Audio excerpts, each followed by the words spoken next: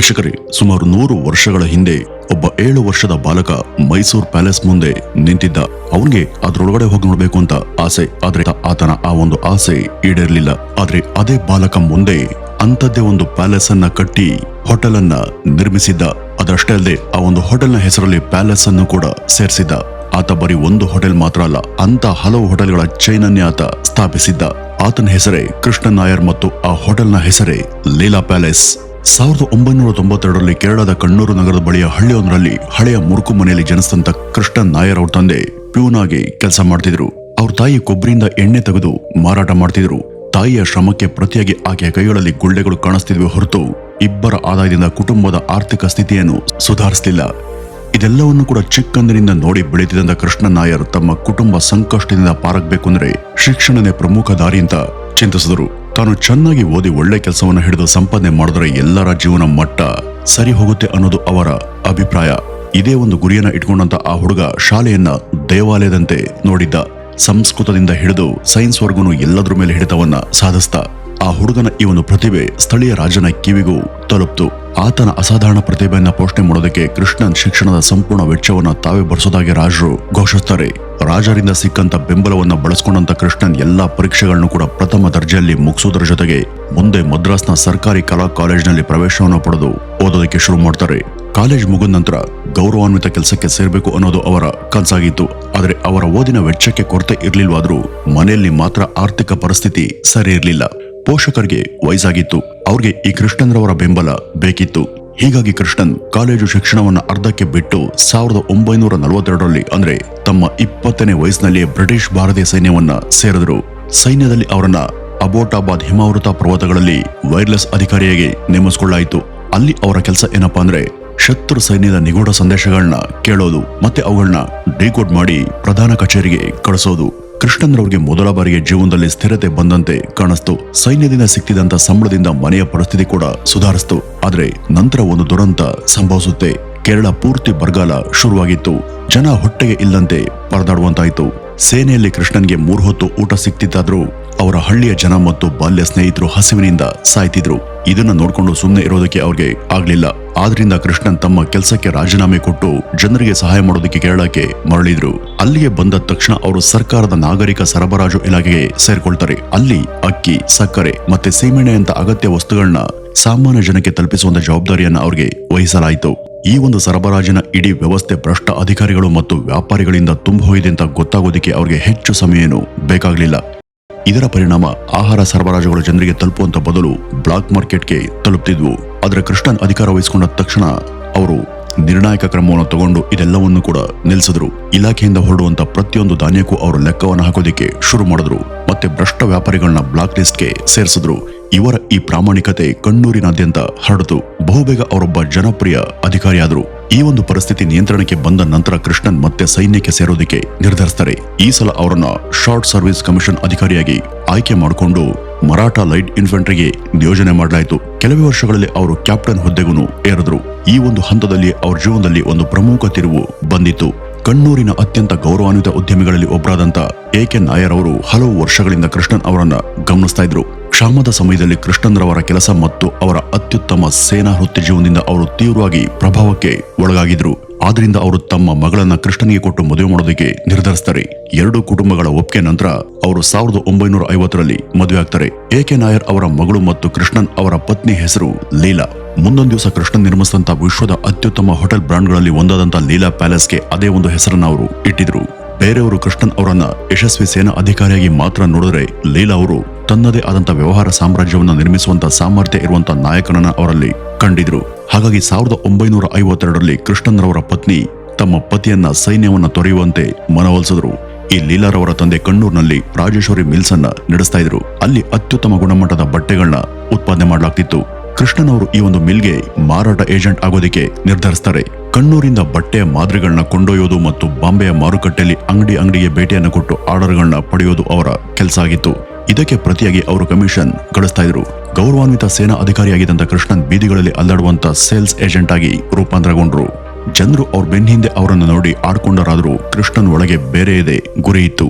ಬರೀ ಬಟ್ಟೆ ಆರ್ಡರ್ ಪಡೆಯೋದು ಮಾತ್ರ ಅಲ್ಲ, ಈ ಒಂದು ವ್ಯವಹಾರದ ಒಳ ಮತ್ತು ಹೊರವನ್ನು ಕೂಡ ಸಂಪೂರ್ಣವಾಗಿ ಕರಗತ ಮಾಡಿಕೊಳ್ಳುವಲ್ಲಿ ಅವರು ತಲ್ಲೀನರಾಗಿದ್ರು. ಮುಂದೆ 1958ರಲ್ಲಿ ಕೃಷ್ಣನ್ ತಮಿಳುನಾಡಿನಲ್ಲಿ ಒಂದು ವಿಶಿಷ್ಟವಾದಂತಹ ಬಟ್ಟೆಯನ್ನ ಕಂಡುಹಿಡಿದ್ರು. ಅದೇ ಇಂಡಿಗೋ. ಇದು ಅರಿಶಿನ ಮತ್ತು ಎಣ್ಣೆಯಂತ ನೈಸರ್ಗಿಕ ಪದಾರ್ಥಗಳನ್ನ ಬಳಸಿ ಬಣ್ಣ ಕೂಡಿಸಲಾದಂತ ಹಗುರವಾದಂತ ಮತ್ತು ಗಾಳಿಯಾಡುವಂತ ಹತ್ತಿ ಬಟ್ಟೆಯಾಗಿತ್ತು.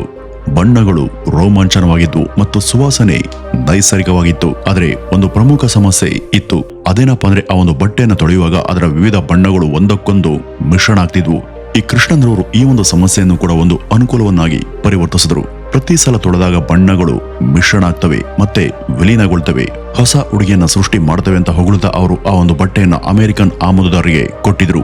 ಇದರ ಅರ್ಥ ಗ್ರಾಹಕರು ಒಂದು ಉಡುಪನ್ನ ಖರೀದಿ ಮಾಡ್ತಾರೆ, ಆದರೆ ಪ್ರತಿ ಸಲ ವಾಶ್ ಮಾಡಿದ ನಂತರ ಅವರು ಹೊಸ ಶೈಲಿಯ ಉಡುಪನ್ನ ಪಡೀತಾರೆ. ಜಾಕೆಟ್ಗಳು, ಶರ್ಟ್ಗಳು ಮತ್ತು ಶಾರ್ಟ್ಸ್ಗಳನ್ನ ಈ ಒಂದು ಬಟ್ಟೆಯನ್ನ ತಯಾರಿಸಿ ಅಮೆರಿಕದಲ್ಲಿ ಮಾರಾಟ ಮಾಡಲಾಗ್ತಿತ್ತು. ಜನರು ಈ ಒಂದು ಬಟ್ಟೆಗಳನ್ನ ತುಂಬಾ ಇಷ್ಟಪಟ್ಟರು. ಒಂದೇ ವಾರದಲ್ಲಿ ಮೊದಲ ಲಾಟ್ ಮಾರಾಟ ಆಯಿತು. ಅಮೆರಿಕದಲ್ಲಿ ಈ ಒಂದು ಫ್ಯಾಷನ್ ಸೆನ್ಸೇಷನ್ ಕ್ರಿಯೇಟ್ ಆಯಿತು. ಇದರ ನಂತರ ಕೃಷ್ಣನ್ ಅವ್ರಿಗೆ ಆರ್ಡರ್ಗಳ ಪ್ರವಾಹನೆ ಹರಿದ್ಬಂತು. ಕೃಷ್ಣನ್ಗೆ ಈಗ ಭಾರತದಲ್ಲಿ ತಮ್ಮದೇ ಆದಂತಹ ರೆಡಿಮೇಡ್ ಉತ್ಪನ್ನಗಳನ್ನ ತಯಾರಿಸುವಂತ ಬಯಕೆ ಹುಟ್ಟಿತು. ನಂತರ ಲಂಡನ್ ಪ್ರವಾಸದ ಸಮಯದಲ್ಲಿ ಅವ್ರ ಪತ್ನಿ ಲೀಲಾ ಅವರು ತಮ್ಮ ಡ್ರೆಸ್ ಮತ್ತು ಇತರ ಬಟ್ಟೆಗಳಲ್ಲಿ ವಿದೇಶಿ ನಿರ್ಮಿತ ಸ್ಕಾಟಿಷ್ ಲೇಸ್ಗಳನ್ನ ಬಳಸೋದನ್ನ ಗಮನಿಸಿದ್ರು. ಈ ಒಂದು ಲೇಸನ್ನ ಭಾರತದಲ್ಲಿ ತಯಾರು ಮಾಡಬೇಕು ಅಂತ ಅವರು ಅನ್ಕೊಂಡ್ರು.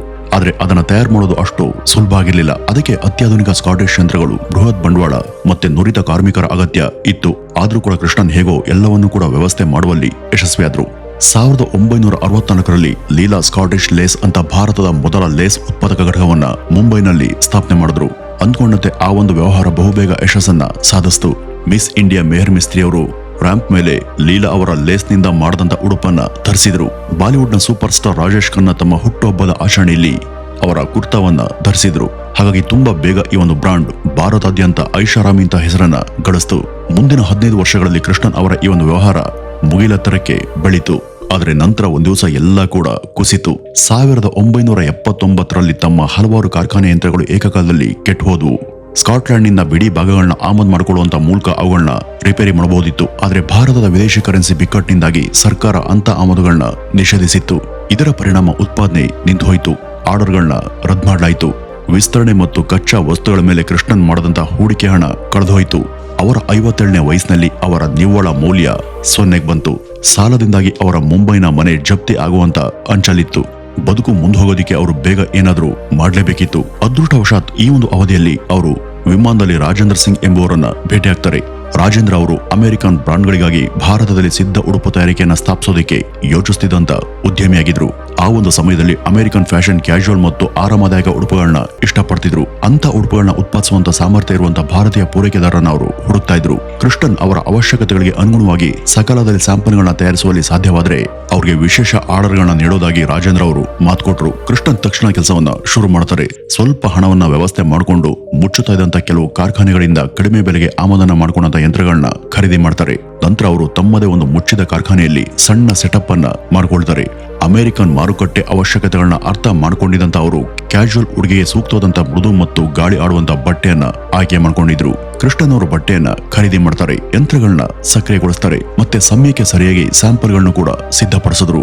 ರಾಜೇಂದ್ರ ಅವರು ಇವುಗಳನ್ನ ನೋಡಿದಾಗ ಅಚ್ಚರಿಯ ಜೊತೆಗೆ ಸಂತೋಷ ಕೂಡ ಪಟ್ಟಿದ್ರು. ಇದರ ಪರಿಣಾಮ ಕೃಷ್ಣನ್ ಅವರು ಸ್ಪೆಷಲ್ ಆರ್ಡರ್ ಅನ್ನ ಪಡ್ಕೊಂಡ್ರು. ಮುಂದಿನ 12 ತಿಂಗಳುಗಳಲ್ಲಿ ಅವರು ತಮ್ಮ ಎಲ್ಲಾ ಸಾಲವನ್ನು ಕೂಡ ಮರುಪಾವತಿ ಮಾಡಿ ಮತ್ತೆ ಲಾಭದ ಕಡೆ ಹೆಜ್ಜೆ ಇಟ್ರು. ಅಮೆರಿಕದ ದೊಡ್ಡ ದೊಡ್ಡ ಬ್ರಾಂಡ್ಗಳಿಗೆ ಇವರು ಉಡುಪುಗಳನ್ನ ತಯಾರು ಮಾಡೋದಕ್ಕೆ ಶುರು ಮಾಡಿದ್ರು. ಬೆಳವಣಿಗೆ ಎಷ್ಟು ವೇಗವಾಗಿ ಇತ್ತು ಅಂದ್ರೆ 1980ರ ಹೊತ್ತಿಗೆ ಲೀಲಾ ಸ್ಕಾಟಿಷ್ ಲೇಸ್ ಯುನೈಟೆಡ್ ಸ್ಟೇಟ್ಸ್ಗೆ ಭಾರತದ ಅತಿ ದೊಡ್ಡ ಸಿದ್ದು ಉಡುಪುಗಳ ರಫ್ತುದಾರರಾದರು. 1983 ಹೊತ್ತಿಗೆ ಕೃಷ್ಣನ್ 61 ವರ್ಷ ವಯಸ್ಸಿನವರಾಗಿದ್ರು ಮತ್ತೆ ಯಶಸ್ವಿ ಬಿಸಿನೆಸ್ ಎಂಪೈರ್ನ ಮಾಲೀಕರಾದರು. ವೀಕ್ಷಕರೇ, ಬೇರೆ ಯಾರಾದ್ರೂ ಆಗಿದ್ರೆ ನಿವೃತ್ತಿಯನ್ನ ಪಡಿತಾ ಇದ್ರೇನೋ, ಆದ್ರೆ ಕೃಷ್ಣನ್ಗೆ ಇದು ಇನ್ನೂ ಆರಂಭ ಆಗಿತ್ತು. ಅವರು ಒಂದ್ಸಾರಿ ವಿಶ್ವದ ಅತ್ಯಂತ ಐಷಾರಾಮಿ ಹೋಟೆಲ್ಗಳಲ್ಲಿ ಒಂದಾದಂತ ನ್ಯೂಯಾರ್ಕ್ನ ವಾಲ್ಡೋರ್ಫ್ ಆಸ್ಟೋರಿಯಾದಲ್ಲಿ ತಂಗಿದ್ರು. ಈ ಒಂದು ಹೋಟೆಲ್ ತನ್ನದೇ ಆದಂತ ಖಾಸಗಿ ರೈಲ್ವೆ ಪ್ಲಾಟ್ಫಾರ್ಮ್ ಅನ್ನ ಹೊಂದಿತ್ತು. ಅಲ್ಲಿ ಅತಿಥಿಗಳು ಖಾಸಗಿ ರೈಲುಗಳಲ್ಲಿ ಬಂದು ತಂಗುವಷ್ಟು ಅದು ವ್ಯವಸ್ಥಿತವಾಗಿತ್ತು. ತನ್ನದೇ ಆದಂತ ವಿದ್ಯುತ್ ಸ್ಥಾವರ ಮತ್ತು ಭವ್ಯವಾದಂತ ರಾಜ ಮನೆತನದ ಒಳಾಂಗಣಗಳನ್ನ ಅದು ಹೊಂದಿತ್ತು. ಈ ಒಂದು ಹೋಟೆಲ್ನಿಂದ ಪ್ರೇರಿತರಾದಂತ ಕೃಷ್ಣನ್ ಭಾರತದಲ್ಲೂ ಕೂಡ ಇಂಥ ವಿಶ್ವ ದರ್ಜೆಯ ಹೋಟೆಲ್ ಸಾಮ್ರಾಜ್ಯವನ್ನ ನಿರ್ಮಿಸುವಂತ ಕನಸನ್ನ ಕಂಡ್ರು. ಅಷ್ಟೇ ಅಲ್ಲದೆ ಈ ಒಂದು ಕನಸನ್ನ ನನ್ಸ್ ಮಾಡೋದಕ್ಕೂ ಹೊರಟ್ರು. ಆಗ ಅವರು ಉತ್ತರ ಬಾಂಬೆಯಲ್ಲಿ ಸಹಾರಾ ಅಂತಾರಾಷ್ಟ್ರೀಯ ವಿಮಾನ ನಿಲ್ದಾಣವನ್ನ ಅಭಿವೃದ್ಧಿ ಪಡಿಸಿರೋದನ್ನ ಗಮನಿಸ್ತಾರೆ. ಇದನ್ನ ಇವತ್ತು Chhatrapati Shivaji Maharaj inter national airport ಅಂತಾನೂ ಕರೆಯಲಾಗುತ್ತೆ. ವಿಮಾನ ನಿಲ್ದಾಣ ನಿರ್ಮಾಣ ಆಗ್ತಿದ್ರು ಕೂಡ ಹತ್ರದಲ್ಲಿ ಒಂದೇ ಒಂದು ಐಷಾರಾಮಿ ಹೋಟೆಲ್ ಇರಲಿಲ್ಲ. ತಾಜ್ ಮತ್ತು ಒಬೆರಾಯ್ ಹೋಟೆಲ್ಗಳು ದಕ್ಷಿಣ ಬಾಂಬೆಯಲ್ಲಿ ಇದ್ವು. ಮುಂಬೈ ಭಾರತದ ಆರ್ಥಿಕ ರಾಜಧಾನಿ ಆಗಿರೋದ್ರಿಂದ ಪ್ರಮುಖ ಉದ್ಯಮಿಗಳು, ಸೆಲೆಬ್ರಿಟಿಗಳು ಮತ್ತು ವಿಐಪಿಗಳು ಈ ಒಂದು ವಿಮಾನ ನಿಲ್ದಾಣದ ಮೂಲಕ ಬರ್ತಾರೆ. ಮತ್ತೆ ಅವರಿಗೆ ಹತ್ತಿರದ ಐಷಾರಾಮಿ ಹೋಟೆಲ್ ಅಗತ್ಯ ಇರುತ್ತೆ ಅಂತ ಕೃಷ್ಣನ್ ಮನಗಂಡರು. ಈ ಒಂದು ಕಲ್ಪನೆಯೊಂದಿಗೆ ಅವರು ಹೋಟೆಲ್ ಲೀಲಾ ವೆಂಚರ್ಸ್ ಲಿಮಿಟೆಡ್ ಎಂಬ ಹೊಸ ಕಂಪನಿಯನ್ನ ಸ್ಥಾಪಿಸಿದರು. ಹಣವನ್ನು ಕೂಡ ಸಂಗ್ರಹ ಮಾಡಲಾಯಿತು. ವಿಮಾನ ನಿಲ್ದಾಣದ ಬಳಿ 13 ಎಕರೆ ಭೂಮಿಯನ್ನ ಸ್ವಾಧೀನಪಡಿಸಿಕೊಂಡು ನಿರ್ಮಾಣವನ್ನ ಶುರು ಮಾಡಿಬಿಟ್ರು. ಈ 250 ಕೋಣೆಗಳ ಹೋಟೆಲ್ ಅನ್ನ ಬೃಹತ್ ಹಸಿರು ಉದ್ಯಾನಗಳ ನಡುವೆ ನಿರ್ಮಿಸೋದಿಕ್ಕೆ ಯೋಜಿಸಲಾಗಿತ್ತು. ಐಷಾರಾಮಿ ಒಳಾಂಗಣವನ್ನು ರಚನೆ ಮಾಡೋದಕ್ಕೆ ಲಂಡನ್ ಮೂಲದ ಒಳಾಂಗಣ ವಿನ್ಯಾಸಕ ಫ್ರಾಂಕ್ ಸೊಲೋನಾ ಅವರನ್ನ ಕರೆಸಲಾಯಿತು. ನಿರ್ಮಾಣ ಎಷ್ಟು ವೇಗವಾಗಿ ಮುಂದುವರಿಯಿತು ಅಂದ್ರೆ ಒಂದೇ ವರ್ಷದ ಒಳಗೆ 4 ಮಹಡಿಗಳು ಪೂರ್ಣಗೊಂಡವು. ಆದರೆ ನಂತರ ಕತೆ ಅನಿರೀಕ್ಷಿತ ತಿರುವನ್ನ ಪಡೆದುಕೊಂಡಿತ್ತು. ಲೀಲಾ ಹೋಟೆಲ್ ನಿರ್ಮಾಣದ ಸಮಯದಲ್ಲಿ ವಿವಿಧ 19 ನಿಯಮಗಳನ್ನ ಉಲ್ಲಂಘನೆ ಮಾಡಲಾಗಿದೆ ಅಂತ ದಿ ಇಂಡಿಯನ್ ಎಕ್ಸ್‌ಪ್ರೆಸ್‌ನ ಮುಖಪುಟದಲ್ಲಿ ವರದಿ ಬಂತು. ಈ ಒಂದು ಹೋಟೆಲ್ನ ಎತ್ತರದ ಕಾರಣದಿಂದಾಗಿ ವಿಮಾನ ಹಾರಾಟಕ್ಕೆ ತೊಂದರೆ ಆಗುತ್ತೆ ಅಂತ ಆರೋಪಿಸಲಾಗಿತ್ತು. ಈ ಒಂದು ಸುದ್ದಿ ಪ್ರಕಟ ಆದ ನಂತರ ವಿರೋಧ ಪಕ್ಷದ ನಾಯಕರು ಕೂಡ ಇದರ ಬಗ್ಗೆ ಆಕ್ಷೇಪಣೆ ಎತ್ತಿದ್ರು. ನಿರ್ಮಾಣ ಕಾರ್ಯವನ್ನ ಸ್ಥಗಿತ ಮಾಡಲಾಯಿತು. ತಿಂಗಳು ಕಾಲ ನಿರ್ಮಾಣ ಕಾರ್ಯ ಸ್ಥಗಿತ ಆಗಿದ್ದರಿಂದ ಯೋಜನಾ ವೆಚ್ಚ ಏರ್ತಾನೆ ಇತ್ತು. ಅಂತಿಮವಾಗಿ ಪ್ರಧಾನಿ ರಾಜೀವ್ ಗಾಂಧಿ ಅವರು ಸ್ಥಳ ಪರಿಶೀಲನೆಗಾಗಿ ಅಧಿಕಾರಿಯನ್ನ ವೈಯಕ್ತಿಕವಾಗಿ ಕಳುಹಿಸಿದ್ರು. ಆದರೆ ಅವರು ಮಾಡಿದಂತ ಆರೋಪಗಳು ಸಂಪೂರ್ಣವಾಗಿ ಆಧಾರರಹಿತವಾಗಿವೆ ಅಂತ ತಪಾಸಣೆಯಲ್ಲಿ ಗೊತ್ತಾಯಿತು. ಇದಾದ ನಂತರ ನಿರ್ಮಾಣ ಮತ್ತೆ ಶುರುವಾಯಿತು. ಅಂತಿಮವಾಗಿ 1986 ಅಕ್ಟೋಬರ್ 12ನೇ ತಾರೀಕು ಲೀಲಾ ಪ್ಯಾಲೇಸ್ ಅತಿಥಿಗಳಿಗೆ ಬಾಗಿಲನ್ನ ತೆರೆದುಕೊಂಡಿತ್ತು. ಇದು ಕೇವಲ ವಿಮಾನ ನಿಲ್ದಾಣದ ಹೋಟೆಲ್ ಆಗಿರಲಿಲ್ಲ, ಅದೊಂದು ಅರಮನೆಯಾಗಿತ್ತು. ಅಮೃತ ಶಿಲೆಯ ನೆಲಗಳು, ಸ್ಫಟಿಕದ ಲೈಟಿಂಗ್ ಗೊಂಚಲುಗಳು ಮತ್ತು ಪ್ರತಿ ಮೂಲೆಯಲ್ಲೂ ಕೂಡ ದುಬಾರಿ ಕಲಾಕೃತಿಗಳನ್ನ ಇರಿಸಲಾಗಿತ್ತು. ಅತಿಥಿಗಳು ತಮ್ಮ ಅಗತ್ಯಗಳನ್ನ ವ್ಯಕ್ತಪಡಿಸುವಂತ ಮೊದಲೇ ಅವರ ಅಗತ್ಯಗಳನ್ನ ನಿರೀಕ್ಷಿಸಲು ಸಿಬ್ಬಂದಿಗೆ ತರಬೇತಿಯನ್ನ ಕೊಡಲಾಯಿತು. ಇಲ್ಲಿ ಅಂತಾರಾಷ್ಟ್ರೀಯ ವಿಮಾನಗಳು ಮಧ್ಯರಾತ್ರಿ ಸುಮಾರಿಗೆ ಬಂದು ಹೋಗ್ತಿದ್ವು. ಅಂದ್ರೆ ಭಾರತದಿಂದ ಹೊರಡುವಂತ ಪ್ರಯಾಣಿಕರು ತಮ್ಮ ವಿಮಾನಗಳನ್ನ ಹಿಡಿಯೋದಕ್ಕೆ ರಾತ್ರಿ 10ರ ಸುಮಾರಿಗೆ ಹೋಟೆಲ್ ಚೆಕ್ಔಟ್ ಮಾಡಿದ್ರೆ ಆಗ ಬೇರೆ ದೇಶದಿಂದ ಬರ್ತಿದ್ದ ಪ್ರಯಾಣಿಕರು ಚೆಕ್ ಇನ್ ಮಾಡ್ತಿದ್ರು. ಹೀಗಾಗಿ ಒಂದೇ ರೂಮ್ ದಿನಕ್ಕೆ 2 ಬಾಡಿಗೆಯನ್ನ ಗಳಿಸ್ತಾ ಇತ್ತು. ನಂತರ ಈ ಲೀಲಾ ಮುಂಬೈ ವಿಐಪಿಗಳ ಆದ್ಯತೆಯ ಹೋಟೆಲ್ ಆಯಿತು. ಫಿಲಿಂ ಸಿಟಿ ಉತ್ತರ ಮುಂಬೈನಲ್ಲಿ ನೆಲೆಗೊಂಡಿದ್ರಿಂದ ಬಾಲಿವುಡ್ ಸ್ಟಾರ್ಸ್, ನಿರ್ದೇಶಕರು ಮತ್ತು ನಿರ್ಮಾಪಕರಿಗೂ ಕೂಡ ಲೀಲಾ ಮುಂಬೈನ ಮೊದಲ ಆಯ್ಕೆಯಾಯಿತು. ಹೀಗಾಗಿ ಕೃಷ್ಣನ್ ಅವರ ಮೊದಲ ಹೋಟೆಲ್ಗೆ ಭಾರಿ ಯಶಸ್ಸು ಸಿಕ್ತು. ನಂತರ ಮುಂಬೈನ ಯಶಸ್ಸಿನ ನಂತರ ಕೃಷ್ಣನ್ ರವರ ದೃಷ್ಟಿ ಬೆಂಗಳೂರಿನ ಕಡೆ ಹೊರಳಿತು. ಬಾಲ್ಯದಲ್ಲಿ ಮೈಸೂರು ಪ್ಯಾಲೇಸ್ ನೋಡಿ ಕನಸನ್ನ ಕಂಡಿದ್ದು ನೆನಪಾಯಿತು. 1990ರ ದಶಕದಲ್ಲಿ ಬೆಂಗಳೂರು ಐಟಿ ಸಿಟಿ ಆಗುವಂತ ಮೊದಲ ಹಂತದಲ್ಲಿತ್ತು. ಇನ್ಫೋಸಿಸ್, ವಿಪ್ರೋ, IBM ಮತ್ತು ಒರೆಕಲ್ನಂತ ಕಂಪನಿಗಳು ಅಲ್ಲಿ ಕಚೇರಿಗಳನ್ನ ತೆರೀತಾ ಇದ್ವು. ಈ ಒಂದು ಕಂಪನಿಗಳ ಉನ್ನತ ಅಧಿಕಾರಿಗಳು, ಸಿಇಒಗಳು ವಿದೇಶಿ ಕ್ಲೈಂಟ್ಗಳಿಗೆ ಪ್ರೀಮಿಯಂನ ಹೋಟೆಲ್ ಬೇಕಾಗಿತ್ತು. ಹೀಗಾಗಿ ಇಲ್ಲಿ ಹೋಟೆಲ್ ನಿರ್ಮಾಣ ಮಾಡೋದಕ್ಕೆ ಕೃಷ್ಣನ್ ನಿರ್ಧರಿಸಿದ್ರು. ಆದ್ರೆ ಅದು ಅಂದುಕೊಂಡಷ್ಟು ಸುಲಭ ಇರಲಿಲ್ಲ. ಯಾಕೆಂದ್ರೆ ಇಲ್ಲಾಗಲೇ Taj West End, Ashoka hotel, Oberoi ಹೋಟೆಲ್ಗಳು ಹೆಸರನ್ನ ಮಾಡಿದ್ವು. ಆದ್ರಿಂದ ಕೃಷ್ಣನ್ ಮಾರುಕಟ್ಟೆನ ಅಲಗಡಿಸುವಂತ ಹಾಗೆ ಏನಾದ್ರೂ ಮಾಡಬೇಕು ಅಂತ ನಿರ್ಧರಿಸ್ತಾರೆ. ಸಾಕಷ್ಟು ಚಿಂತೆ ಮಾಡಿದ ನಂತರ ಅವರು ಒಂದೇ ಸಲಕ್ಕೆ 256 ರೂಮ್ಗಳ ಬೃಹತ್ ಹೋಟೆಲ್ ಅನ್ನ ನಿರ್ಮಾಣ ಮಾಡೋದಾಗಿ ಘೋಷಣೆ ಮಾಡ್ತಾರೆ. ಅಲ್ಲಿವರೆಗೂ ಬೆಂಗಳೂರಲ್ಲಿ ಇಷ್ಟು ರೂಮ್ಗಳನ್ನ ಹೊಂದಂತ ಯಾವುದೇ ಹೋಟೆಲ್ ಇರಲಿಲ್ಲ. ಈ ಒಂದು ಗಾತ್ರ ತಾಜ್ ಮತ್ತು ಒಬೇರಾಯ್ ಹೋಟೆಲ್ ಎರಡನ್ನೂ ಕೂಡ ಸೇರಿಸಿದ್ರೆ ಆಗುವಷ್ಟಿತ್ತು. ಹೀಗಾಗಿ ಎಲ್ಲರ ಗಮನ ಆ ಕಡೆ ಸೆಳೀತು. ಪರಿಣಾಮ ಓಪನ್ ಆಗುವಂತ ಮೊದಲೇ ಲೀಲಾ ಪ್ಯಾಲೇಸ್ ನ ಹೋಟೆಲ್ ಅನ್ನ ಬೆಂಗಳೂರಿನ ಅತಿ ದೊಡ್ಡ ಐಷಾರಾಮಿ ಹೋಟೆಲ್ ಅಂತ ಬ್ರಾಂಡ್ ಮಾಡಲಾಯಿತು. ನಿರ್ಮಾಣದ ಸಮಯದಲ್ಲಿ ಗಂಭೀರ ಸವಾಲುಗಳು ಎದುರಾದವು. ಯೋಜನೆಯ ಸಂಕೀರ್ಣತೆಯಿಂದಾಗಿ ನಿರ್ಮಾಣ ವಿಳಂಬ ಆಗ್ತಾನೆ ಹೋಯಿತು. ದುಡ್ಡೆಲ್ಲ ಖಾಲಿಯಾದ್ರೂ ಕೂಡ ಯೋಜನೆ ಮಾತ್ರ ಮುಗಿಲಿಲ್ಲ. ಸಾಲದ ಗುಡ್ಡ ಬೆಳಿತಾನೆ ಹೋಯಿತು. ಅದಾಗ್ಲೇ ಅಸ್ತಿತ್ವದಲ್ಲಿ ಇದ್ದಂತ ಹೋಟೆಲ್ಗಳಿಂದ ಬರುವಂತ ಆದಾಯ ಸಾಲಗಳನ್ನ ಮರುಪಾವತಿ ಮಾಡೋದಕ್ಕೆ ಸಾಕಾಗ್ತಿರ್ಲಿಲ್ಲ. ನಿಜ ಹೇಳ್ಬೇಕು ಅಂದ್ರೆ ಕಂಪನಿ ದಿವಾಳಿಯ ಅಂಚಿನತ್ತ ತಲುಪ್ತು. ಕಂಪನಿಯನ್ನ ಈ ಒಂದು ದಿವಾಳಿತನದಿಂದ ರಕ್ಷಣೆ ಮಾಡೋದಕ್ಕೆ ಕೃಷ್ಣನ್ ಅವರು HDFC ಬ್ಯಾಂಕ್ ಅಧ್ಯಕ್ಷ ದೀಪಕ್ ಪೇರಕ್ ಅವರೊಂದಿಗೆ ಮೀಟಿಂಗ್ ಅನ್ನ ಮಾಡಿ ಬೆಂಗಳೂರು ಯೋಜನೆ ಮಹತ್ವವನ್ನ ಅವರೆದುರು ಮಂಡಿಸ್ತಾರೆ. ದೀಪಕ್ ಅವರು ಇದನ್ನ ಮನವರಿಕೆ ಮಾಡಿಕೊಂಡು ಲೋನ್ ಅಮೌಂಟ್ ಅನ್ನ ಬಿಡುಗಡೆ ಮಾಡ್ತಾರೆ. ಆದ್ರೂ ಕೂಡ ಹೋಟೆಲ್ ಅನ್ನ ಪೂರ್ಣಗೊಳಿಸೋದಕ್ಕೆ ಹಣ ಸಾಕಾಗ್ಲಿಲ್ಲ. ಆದ್ರಿಂದ ಹೋಟೆಲ್ ಅನ್ನ ಕೃಷ್ಣನ್ ಅವರು ಹಂತ ಹಂತವಾಗಿ ನಿರ್ಮಾಣ ಮಾಡೋದಕ್ಕೆ ನಿರ್ಧರಿಸ್ತಾರೆ. ಮೊದಲ ಹಂತದಲ್ಲಿ ವೆಸ್ಟ್ ವಿಂಗ್ ಅನ್ನ ನಿರ್ಮಿಸಲಾಯಿತು. ಆರಂಭದಲ್ಲಿ ಕೇವಲ 90 ಕೊಠಡಿಗಳು, ಲಾಬಿ ಮತ್ತು ರೆಸ್ಟೋರೆಂಟ್ ಅನ್ನ ಪೂರ್ಣಗೊಳಿಸಲಾಯಿತು. ಮತ್ತೆ ಗೆಸ್ಟ್ ಗಳಿಗೆ ಹೋಟೆಲ್ ಅನ್ನ ತೆರೆಯಲಾಯಿತು. ನಿಧಾನವಾಗಿ ಆದಾಯ ಹರಿಯೋದಕ್ಕೆ ಶುರುವಾಯಿತು. ಕ್ರಮೇಣ ಇಡೀ ಹೋಟೆಲ್ ಹಂತ ಹಂತವಾಗಿ ಪೂರ್ಣಗೊಳ್ತು. ಈ ಲೀಲಾ ಪ್ಯಾಲೇಸ್ ಹೋಟೆಲ್ ತನ್ನ ಅತಿಥಿಗಳಿಗೆ ರಾಜ ಮನೆತನದ ಅನುಕೂಲವನ್ನ ಮಾಡಿಕೊಡ್ತು. ಇದು ಹೋಟೆಲ್ನ ರೀತಿ ಕಾಣಿಸ್ತಾ ನಿಜವಾದ ಅರಮನೆಯಂತೆಯೇ ಇತ್ತು. ಈ ಒಂದು ಹೋಟೆಲ್ ಅನ್ನ ಮೈಸೂರು ಅರಮನೆಯನ್ನ ಗಮನದಲ್ಲಿಟ್ಕೊಂಡು ನಿರ್ಮಾಣ ಮಾಡಲಾಗಿತ್ತು. ಹೀಗಾಗಿ ಬಹುಬೇಗ ಅದು ಬೆಂಗಳೂರಿನ ಐಷಾರಾಮಿ ಹೋಟೆಲ್ಗಳಲ್ಲಿ ಕಿಂಗ್ ಆಗಿ ಮೆರೆಯತೊಡಗಿತ್ತು. ಈ ಒಂದು ಯಶಸ್ಸಿನ ನಂತರ ಲೀಲಾ ಹೋಟೆಲ್ಗಳು ಇನ್ನಷ್ಟು ವೇಗವಾಗಿ ವಿಸ್ತರಿಸಿದ್ವು. 2000ರ ದಶಕದ ಮಧ್ಯಭಾಗದ ವೇಳೆಗೆ ಅವರು ಮುಂಬೈ ಮತ್ತು ಬೆಂಗಳೂರಿನ ಜೊತೆಗೆ ಗೋವಾ ಮತ್ತು ಕೋವಲಂನಲ್ಲೂ ಕೂಡ ವಿಶ್ವ ದರ್ಜೆಯ ರೆಸಾರ್ಟ್ಗಳನ್ನ ಸ್ಥಾಪನೆ ಮಾಡಿದ್ರು. ಇಷ್ಟೆಲ್ಲ ಮಾಡಿದ್ರು ಆ ಒಂದು ನಗರದಲ್ಲಿ ತಮ್ಮ ಹೋಟೆಲ್ ಅನ್ನ ನಿರ್ಮಿಸಿ ಹೆಸರನ್ನ ಮಾಡೋವರೆಗೂ ಲೀಲಾ ಹೋಟೆಲ್ ಉನ್ನತ ಶ್ರೇಣಿಯ ಹೋಟೆಲ್ ಚೈನ್ ನಲ್ಲಿ ಸ್ಥಾನವನ್ನ ಪಡೆಯೋದಿಲ್ಲ ಎಂಬುದು ಕೃಷ್ಣನ್ಗೆ ಮನವರಿಕೆಯಾಗಿತ್ತು. ಆ ಒಂದು ನಗರನೇ ಮಹಾರಾಣರ ನಾಡು ಉದಯಪುರ. ಈ ಉದಯ್ಪುರ ಭಾರತದ ಐಷಾರಾಮಿ ಮದುವೆಗಳಿಗೆ ಪ್ರಮುಖ ತಾಣಗಳಲ್ಲಿ ಒಂದಾಗಿತ್ತು. 1983ರಲ್ಲಿ ಜೇಮ್ಸ್ ಬಾಂಡ್ ಚಲನಚಿತ್ರವನ್ನು ಅಲ್ಲಿ ಚಿತ್ರೀಕರಿಸಿದ ನಂತರ ಅದು ಪ್ರಪಂಚಾದ್ಯಂತ ಪ್ರವಾಸಿಗರನ್ನ ಆಕರ್ಷಣೆ ಮಾಡೋದಕ್ಕೆ ಪ್ರಾರಂಭಿಸಿತು. ಪ್ರತಿಯೊಂದು ಪ್ರಮುಖ ಹೋಟೆಲ್ ಕಂಪನಿಗಳು ಉದಯಪುರದಲ್ಲಿ ತನ್ನದೇ ಆದ ಪ್ರಮುಖ ಮತ್ತು ಅತ್ಯಂತ ದುಬಾರಿ ಆಸ್ತಿಯನ್ನ ಹೊಂದಿದ್ವು. ಒಂದ್ ಕಡೆ ಪ್ರಸಿದ್ಧ ತಾಜ್ ಲೇಕ್ ಪ್ಯಾಲೇಸ್ ನಿಂತಿತ್ತು. ಅದು ಪಿಚೋಲಾ ಸರೋವರದ ಮಧ್ಯದಲ್ಲಿ ನೆಲೆಗೊಂಡಿರುವಂತಹ 270 ವರ್ಷಗಳ ಹಳೆಯ ಅಮೃತಶಿಲೆಯ ಸ್ಮಾರಕ ಆಗಿತ್ತು. ಇನ್ನೊಂದು ಬದಿಯಲ್ಲಿ ಒಬೆರೈ ಉದಯ ವಿಲಾಸ್ ಇತ್ತು. ಅದು 30 ಎಕರೆಗಳಷ್ಟು ವಿಸ್ತೃತವಾಗಿ ಹರಡಿಕೊಂಡಿರುವ ಮತ್ತು ತನ್ನದೇ ಆದಂತಹ ಪ್ರೈವೇಟ್ ಸ್ವಿಮ್ಮಿಂಗ್ ಪೂಲ್ ಅನ್ನು ಹೊಂದಿರುವಂತಹ ಹೋಟೆಲ್ ಆಗಿತ್ತು. ಇವೆರಡು ಆಗ ಗ್ರಾಹಕರಿಗೆ ತೃಪ್ತಿದಾಯಕ ಸೇವೆಯನ್ನು ಕೊಡುವಲ್ಲಿ ಹೆಸರುವಾಸಿಯಾಗಿದ್ವು. ಇದೆಲ್ಲ ಸವಾಲಿನ ಹೊರತಾಗಿ ಕೃಷ್ಣನ್ ಉದಯಪುರದಲ್ಲಿ ಲೀಲಾವನ್ನ ಸ್ಥಾಪನೆ ಮಾಡೋದಕ್ಕೆ ನಿರ್ಧರಿಸ್ತಾರೆ. ಪಿಚೋಲಾ ಸರೋವರದ ದಡದಲ್ಲಿ 6 ಎಕರೆ ಭೂಮಿಯನ್ನು ಖರೀದಿ ಮಾಡಿ ನಿರ್ಮಾಣವನ್ನ ಶುರು ಮಾಡಿ ಬಿಡ್ತಾರೆ. ಅತಿಥಿಗಳು ದೋಣಿಯ ಮೂಲಕ ಬರುವಂತೆ ಪಿಚೋಲಾ ಸರೋವರಕ್ಕೆ ಎದುರಾಗಿ ಭವ್ಯವಾದಂತಹ ಪ್ರವೇಶ ದ್ವಾರವನ್ನು ರಚನೆ ಮಾಡೋದು ಅವರ ಯೋಜನೆಯಾಗಿತ್ತು.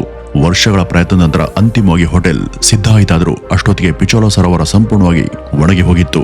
ಮೊದಲು ಯೋಚನೆ ಮಾಡಿದ ಪ್ರಕಾರ ಅತಿಥಿಗಳು ಹೋಟೆಲ್ಗೆ ಪ್ರವೇಶ ಮಾಡೋದಕ್ಕೆ ಬೇರೆ ಯಾವುದೇ ಮಾರ್ಗ ಇರಲಿಲ್ಲ. ಆದ್ರೂ ಕೂಡ ಕೃಷ್ಣನ್ ನಿರಾಸೆಗೊಳ್ಳಿಲ್ಲ.